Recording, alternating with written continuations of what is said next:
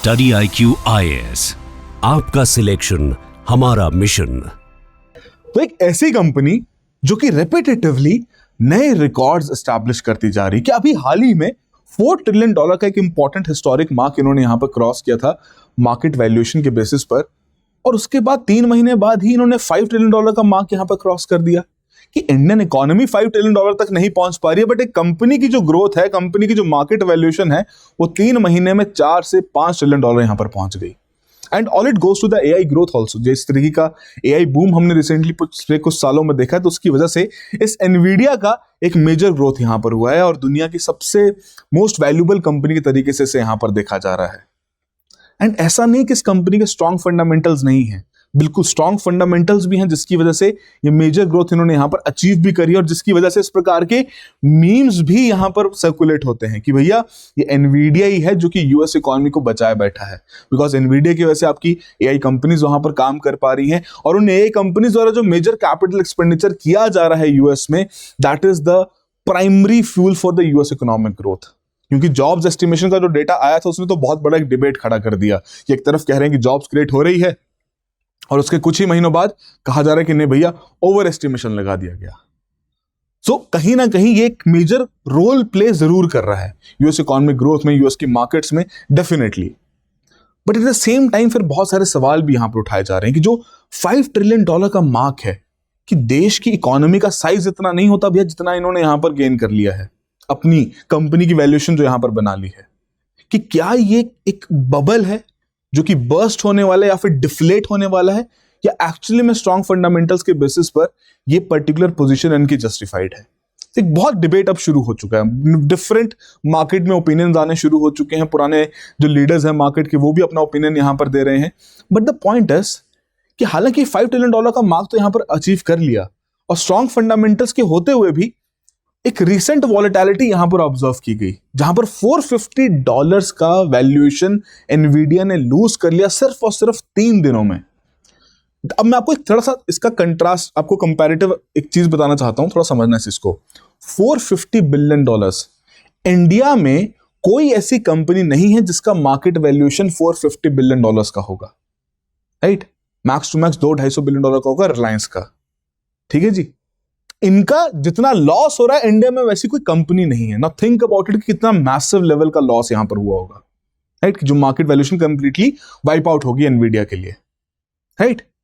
सो ये जो volatility currently आ रही है, इसका रीजन क्या है? What is the reason behind it? क्या कोई ऐसे मेजर इन्वेस्टर्स हैं जिन्होंने अपने शेयर्स यहां पर बेच दिए एनवीडिया के, या इसके बियॉन्ड मार्केट में कुछ करेक्शन हो रहा है, या जो AI बबल की हम बातें कर रहे थे, इसके बारे में हमने भी पूरा डिटेल में डिस्कस किया था, और that is about to finally burst. तो क्या है उसका कारण? आइए आज के सेशन में थोड़ा डिस्कस करते हैं, जानने की कोशिश करते हैं, और समझते हैं कि करंटली किस तरीके से एनवीडिया काम कर रहा है, एंड क्या फ्यूचर प्रोजेक्शंस हैं जो कि यहां पर रखे जा रहे हैं। तो शुरुआत करते हैं आज सेशन की। मेरा नाम अरविंद गुलेरिया है। तो शुरुआत बहुत ही बेसिक पॉइंट से करेंगे। एनवीडिया की शुरुआत यहां पर हुई थी 1993 में, राइट? और उसके बाद से इन्होंने अच्छे तरीके से काम करना शुरू कर दिया, अपनी पहली चिप वहां पर निकाली। बट सबसे फंडामेंटल पॉइंट जो इनकी जर्नी का रहा है, वो रहा है 2006 में, जब क्यूडा इनके द्वारा रिलीज किया गया था, राइट? और जिसकी वजह से GPU कंप्यूटिंग भी यहां पर इनके द्वारा इंट्रोड्यूस की गई थी। अब थोड़ा सा मैं आपको सिग्निफिकेंस बताता हूं कि क्यूडा, GPU कंप्यूटिंग एग्जैक्टली है क्या चीज, राइट? हालांकि ये पूरी मार्केट वैल्यूएशन किस तरीके से बढ़ी है AI ग्रोथ की वजह से, और यहां पर मेजर इंक्रीज मिला है, that is a fundamental point. But ये जो पिवटिंग पॉइंट था इनकी लाइफ का, इन कंपनी की लाइफ का, राइट? तो क्यूडा बेसिकली क्या था? CUDA simply what? Your compute unified device architecture. देखिए, CPU बेसिकली क्या है? एक बहुत स्मार्ट पर्सन है जिसको अगर आप कोई काम करने को दोगे तो आपके लिए काम कर देगा, राइट? बट GPU क्या है? GPU में आपके, जैसे CPU में एक वर्कर है, GPU में वैसे 1000 वर्कर्स हैं जो कि आपका काम आपको करके दे देंगे। और क्यूडा बेसिकली क्या है? जो बताएगा उन 1000 वर्कर्स को कि भैया काम किस तरीके से करना है, मतलब GPU किस तरीके से काम करेगा वो क्यूडा यहां पर डिसाइड करेगा।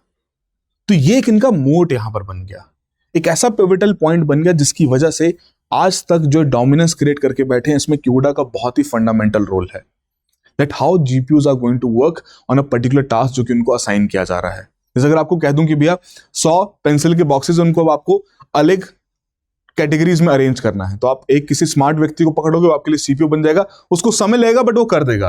बट GPU में क्या भैया, आपके पास 50 लोग हैं, वो एकदम से आपका पूरा काम करके दे देंगे, और उसको काम करवाने वाला कौन है? वो क्यूडा आपका इंटरफेस है जो कि यहाँ पर डेवलप किया गया, right. So that was the pivotal point जिसकी वजह से कहीं ना कहीं एक पैरेलल प्रोग्रामिंग एनवायरनमेंट यहाँ पर जीपीयूज के लिए क्रिएट हुआ। एंड आज का जो हम देखते हैं एआई का जो सर्ज आ रहा है उसमें यही क्यूडा एक बहुत इंपॉर्टेंट रोल प्ले कर रहा है, राइट। तो एक डी फैक्टो ऑपरेटिंग सिस्टम यहां पर बन गया आर्टिफिशियल इंटेलिजेंस के लिए क्यूडा। और कहीं ना कहीं जो एनवीडिया का हार्डवेयर मल्टीपल एआई कंपनीज यहां पर यूज कर रही हैं, हाइपर स्केल डेटा सेंटर्स यहां पर यूज कर रहे हैं, उनमें क्यूडा ने एक मेजर पुश एनवीडिया को यहां पर प्रोवाइड किया। तो कहीं ना कहीं बहुत सिग्निफिकेंस है एनवीडिया के लिए क्यूडा का। बट चलो ये क्यूडा 2006 में यहां पर डेवलप हुआ, बट उसके बाद जो सबसे बड़ा पिवटल पॉइंट यहां पर उनकी ग्रोथ में आया वो था 2023 में, जब डेटा सेंटर्स का क्रिएशन होना शुरू हुआ। और उन डेटा सेंटर्स को अगर इतना हैवी स्केल पर, लार्ज स्केल पर डेटा प्रोसेस करना है, उन्हें चाहिए भैया कंप्यूटिंग पावर। और वो कंप्यूटिंग पावर फिर यहां पर एनवीडिया ने प्रोवाइड करनी शुरू करी। वो था ना बचपन का एक समय होता था, या आज भी बहुत सारे लोग रिलेट कर पाएंगे कि जब नया लैपटॉप खरीदते हैं या खरीदते थे तो उस समय हम देखते हैं कि भैया ग्राफिक्स कार्ड किसका डला है, एनवीडिया का डला है, एएमडी का डला है, भैया एनवीडिया का यहां पर चाहिए। क्यों? गेमिंग अच्छी होगी, राइट, ग्राफिक्स बेहतर दिखेंगे। But it is not just about the graphics, वो भी कंप्यूटिंग चीज है जिसके चलते आपको ग्राफिक्स बेहतर दिखते हैं। बट यहां पर अब वो ग्राफिक्स का जो पूरा सिनेरियो है वो उससे और बेहतर हो चुका है और मल्टीपल एप्लीकेशंस में यहां पर यूज किया जा रहा है कि डेटा सेंटर्स यहां पर बढ़ते गए और वहां पर एनवीडिया का मार्केट शेयर भी ड्यू टू स्ट्रॉन्ग फंडामेंटल्स यहां पर बढ़ता गया। और इस कदर बढ़ा कि एनवीडिया ने जीपीयू मार्केट में 92% का वेटेज यहां पर अपना लिया, एक मेजर शेयर होल्डिंग यहां पर, एक डोमिनेंस क्रिएट कर ली। और इंटेल और एएमडी जो कि उनके राइवल्स हैं यह काफी पीछे यहां पर छूट चुके हैं। एंड हेंस द $5 ट्रिलियन का जो इकोनॉमी, जो उन्होंने अपना एक मेजर मार्केट वैल्यूएशन यहां पर हासिल किया। Now think about it, $5 trillion economy मेरे मुंह से निकल रहा है बिकॉज इकोनॉमी केस में हम ऐसी वैल्यूज यूज करते हैं, right. But the point is $5 trillion का जो एक मेजर मार्केट वैल्यूएशन उन्होंने यहां पर हासिल किया, वो इसी डोमिनेंस की वजह से यहां पर हासिल किया है। बिकॉज कंपनीज ने, इन्वेस्टर्स ने, रिटेल इन्वेस्टर्स ने, बड़े इन्वेस्टर्स ने, सभी ने उस प्रकार का कॉन्फिडेंस दिखाया है कि इस तरीके का यहां पर काम हुआ है। बट द पॉइंट इज कि मेजर पिवटल पॉइंट यहां पर कहां आया है कि मासायोशी सोन की अगर हम बात करें, सॉफ्ट बैंक के CEO, right, Peter Thiel again एक हेज फंड को ऑपरेट करने वाले हैं, एंड माइकल बरी को तो आप शायद कहीं ना कहीं आपने नाम भी सुना होगा। 2008 का जो हाउसिंग क्राइसिस वहां पर हुआ था उसको प्रेडिक्ट करने वालों में से एक थे, राइट। अब यहां पर पीटर थिल का आइडिया क्या है? पीटर थिल कह रहे हैं कि भैया ये जो एआई बबल है it is soon to bust, right, जिसकी वजह से इन्होंने भी अपनी जितनी भी एनवीडिया की शेयर होल्डिंग थी उससे यहां पर बेच दिया है कि एआई बबल फटेगा तो एनवीडिया का बबल भी यहां पर फटेगा। और इनका एक और आइडिया भी यहां पर है, कह रहे हैं कि भैया जो आप हार्डवेयर यहां पर बिल्ड कर रहे हो it has a depreciation cost attached to it, कि कुछ समय बाद वो टेक्नोलॉजी इतनी कॉमन हो जाएगी, इतने प्लेयर्स यहां पर डेवलप कर लेंगे कि ऑब्सोलीट हो जाएगी। तो एनवीडिया को जो नई टेक्नोलॉजी का बेनिफिट यहां पर मिलना था वो ऑलरेडी मिल चुका है। नाउ इज द टाइम कि जब बाकी कंपनीज भी इसमें आगे आ जाएंगी और कहीं ना कहीं जो प्रोडक्ट यहां पर एनवीडिया मार्केट में लेके आया है वैसे ही प्रोडक्ट बाकी लोग भी लेकर आएंगे, एंड शायद इसी वजह से एनवीडिया के हार्डवेयर की उतनी वैल्यू ना रहे। अब इनका यह मानना है।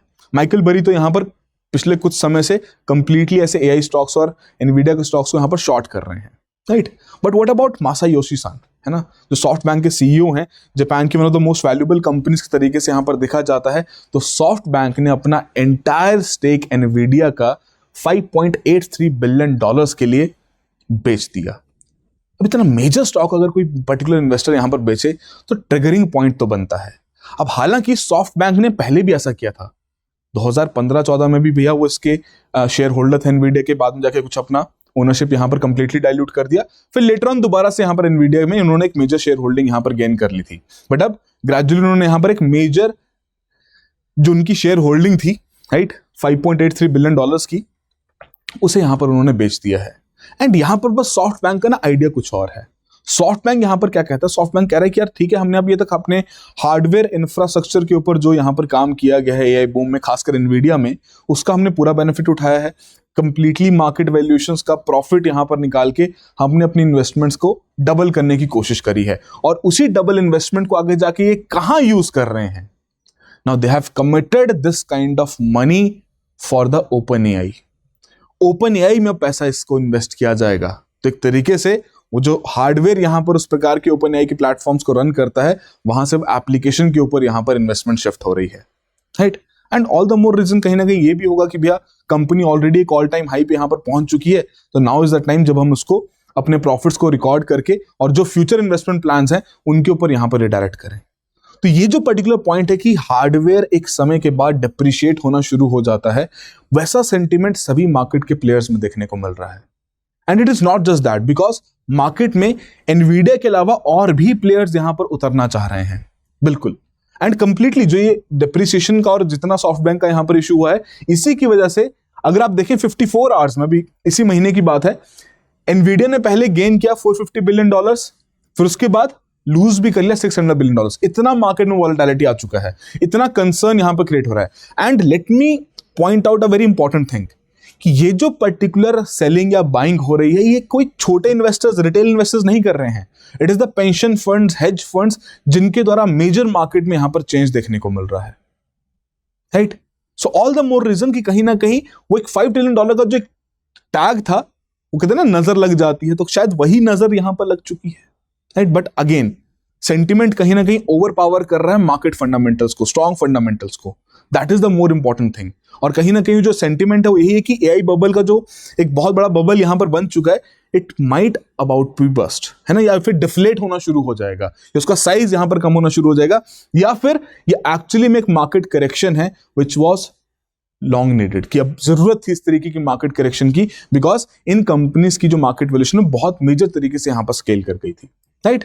बट अपार्ट फ्रॉम दैट, एक मेजर पॉइंट जो यहां पर हाईलाइट किया गया एनवीडिया के केस में, that was the concentration risk. वो कंसंट्रेशन रिस्क किस तरीके से कि एनवीडिया कहता है कि भैया 40% जो उनका रेवेन्यू है Q4 of the financial year 2026, वो सिर्फ और सिर्फ 2 कस्टमर से यहां पर आए हैं। और कौन है मिस्ट्री बायर्स, ये अब आपके लिए सवाल मैं यहां पर छोड़ रहा हूं, चैट बॉक्स और कमेंट बॉक्स में जरूर मेंशन करो that who are this mystery buyers. तो कहीं ना कहीं इन्वेस्टर्स का ये भी कंसर्न है कि जब इतना पैसा आपका जो आ रहा है वो एक 2 लिमिटेड बायर से यहां पर आ रहा है, और 4-5 बायर्स को अगर यहां पर इंक्लूड करें तो मेजर जो उनका रेवेन्यू वहीं से आ रहा है एनवीडिया का। तो अगर इतना पैसा अगर आपके उन्हीं बायर से आ रहा है, तो कहीं ना कहीं कॉन्सेंट्रेशन रिस्क है कि कल को अगर वो बायर्स, उनका मार्केट सेगमेंट, उनकी कंपनी वहां पर फ्लॉप कर गई, उनकी कंपनी वहां पर डूब गई किसी भी कारणवश, तो उस समय पर एनवीडिया के रेवेन्यूज के ऊपर भी एक मेजर इंपैक्ट पड़ेगा, राइट।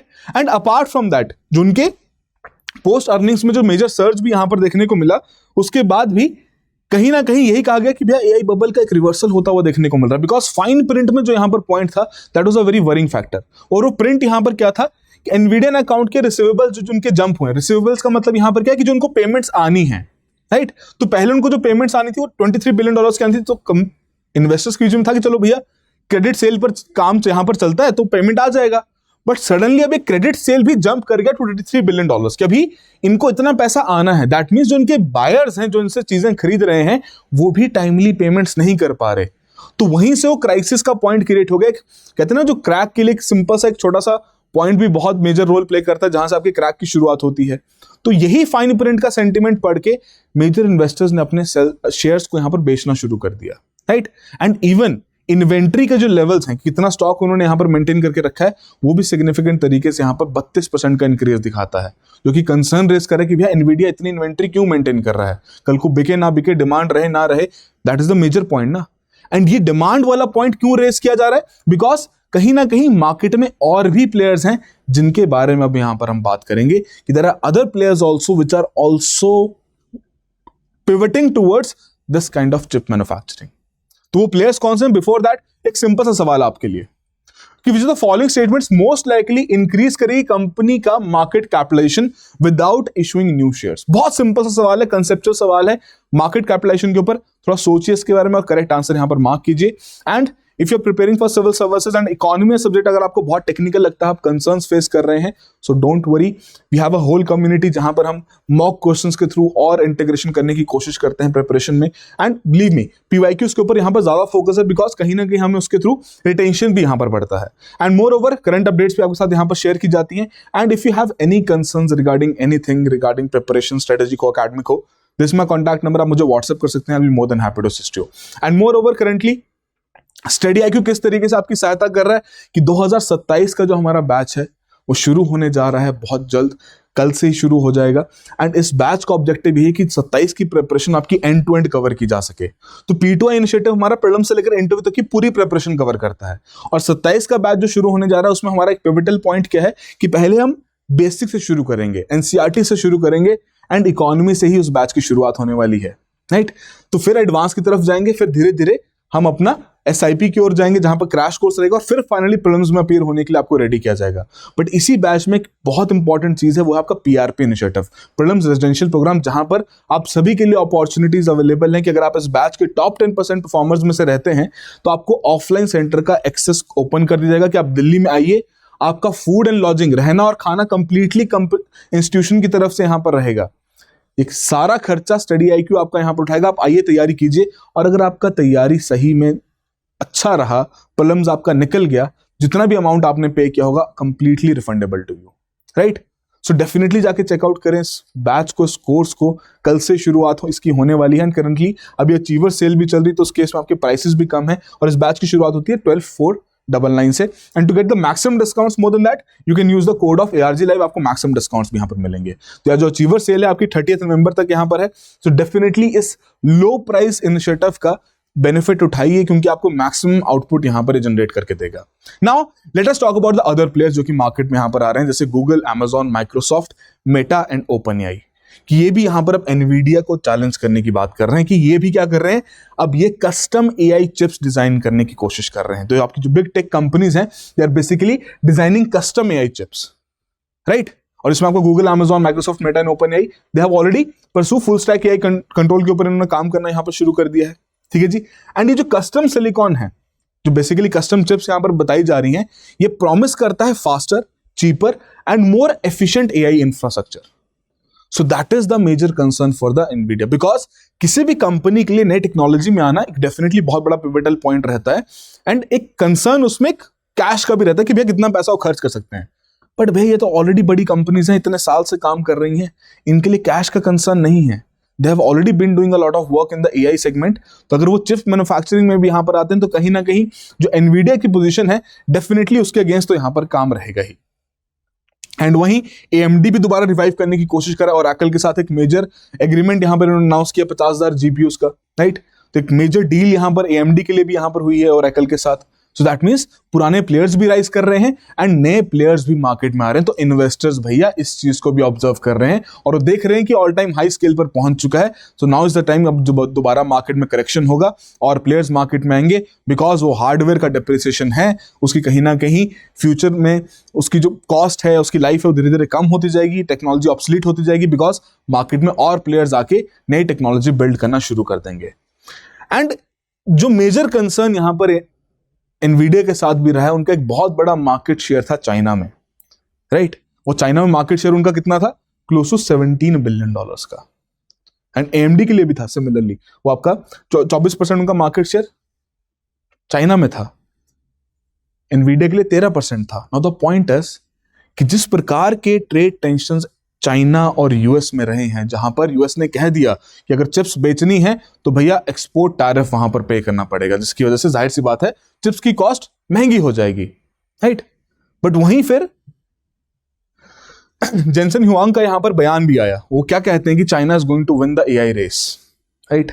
अब एनवीडिया के CEO जब ऐसा बयान देंगे तो जाहिर सी बात है उसकी वजह से बहुत बड़ा कंसर्न क्रिएट होगा। हालांकि उसके बाद इन्होंने जस्टिफिकेशन भी दिया इस चीज का कि ऐसा नहीं है।